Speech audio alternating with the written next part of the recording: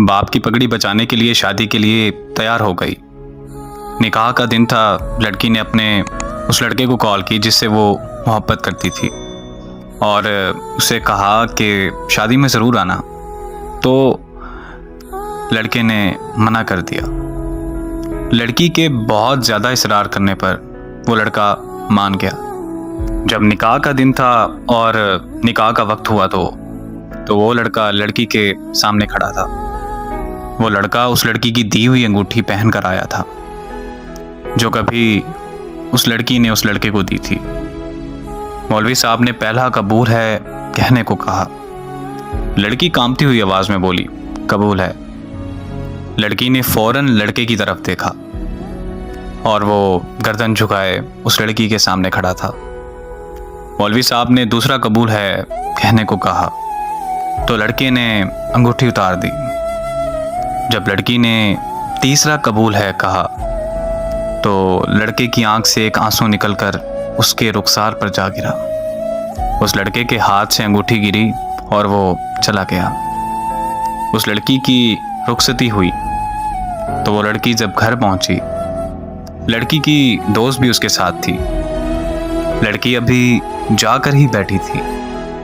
इतने में उसकी दोस्त को एक कॉल आई और कॉल सुनते ही लड़की की दोस्त के हाथ से मोबाइल गिर गया।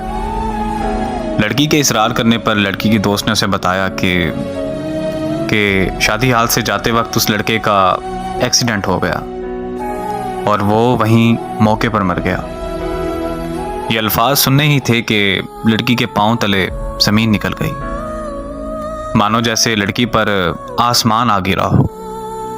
वो लड़की अपने होश गंवा बैठी थी।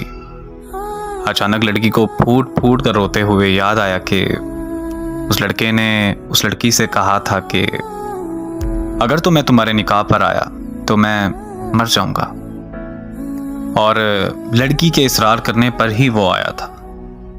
लड़की और फूट फूट कर रोने लगी कि मेरे कहने पर वो आया था। आज के बाद इस बोझ के साथ जिंदगी गुजारनी पड़ेगी कि वो लड़का मेरी वजह से मरा, और इस अजियत में जीना है कि वो मेरी वजह से मरा। मर्द मर तो जाता है लेकिन वो अपनी पहली मोहब्बत को कभी नहीं भूलता। मानो कि उसकी पहली मोहब्बत ही उसके लिए पूरा कुल जहान होती है, और मर्द जिससे सच्ची मोहब्बत करता है तो उसका कब्र तक साथ निभाता है।